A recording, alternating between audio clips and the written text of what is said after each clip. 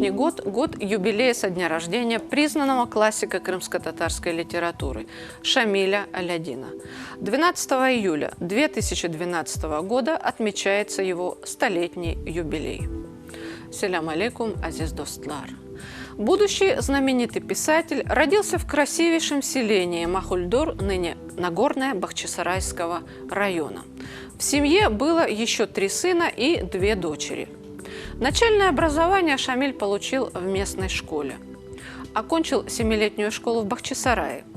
Здесь его учителем был известный педагог, учитель крымско-татарского языка и литературы Ягья Наджи Байбуртлы, который и пробудил в нем интерес к литературе. С именем Байбуртлы связана и первая творческая высота Шамиля. В 15 лет в молодежном издании «Яшкувет. Молодая сила» он опубликовал стихотворение «Соловей рассвета», посвященное знаменитому крымско-татарскому просветителю, издателю, писателю, общественному деятелю Исмаилу Гаспринскому.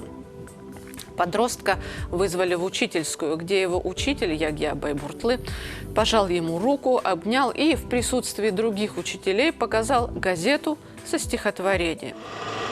Из Шамиля получится незаурядный мастер слова. После окончания школы его необходимо направить в Бакинский университет. В этом нам, конечно же, поможет Бекир Чубанзаде, который является профессором данного заведения.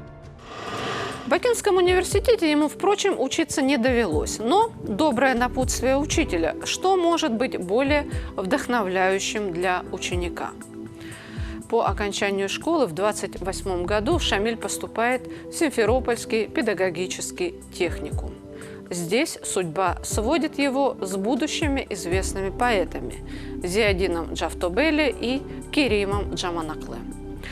А вскоре Шамиль становится студентом заочного отделения Московского литературного института.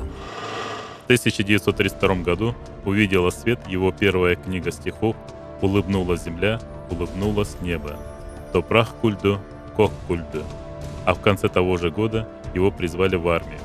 Он служил в 7-м полку Червоного казачества в городе Старый Константинов. Там же окончил полковую школу, командовал кавалерийским взводом. После службы в армии Шамиль возвращается к литературной работе. В 1935 году выходит его сборник стихов «Песни червонного казака» «Хызыл Хазахнын Ерлары». На некоторое время он становится заместителем редактора газеты «Яны Дюнья», но вскоре уезжает в Дагестан и работает там школьным учителем в горном селе. Затем Черчик-строй, стройка пятилетки, где Алядин трудится экскаваторщиком, приобретает жизненный опыт, впечатления, которые впоследствии найдут отражение в его романе «Эгер Севсен. Если любишь». По возвращении в Крым в 1939 году Алядин становится главой Союза писателей Крыма. А вскоре выходит его книга «Омюр. Жизнь». Сюда вошло и его первое прозаическое произведение «Лестница. Мердивен». Война. Уже в первые дни Алядин на фронте. 26 июня Фатма провожала меня на Симферопольском вокзале. На переполненном людьми перроне мы стояли, не разнимая рук. И у меня не выходило из головы, как она останется тут одна, без меня, ведь ей скоро рожать. Мы оба думали об этом, но ни она, ни я не старались этого обнаружить. Когда наши взгляды встречались, мы улыбались, чтобы подбодрить друг друга. Я не находил слов и бормотал одно и то же, как заклинание. «Не волнуйся, все будет хорошо».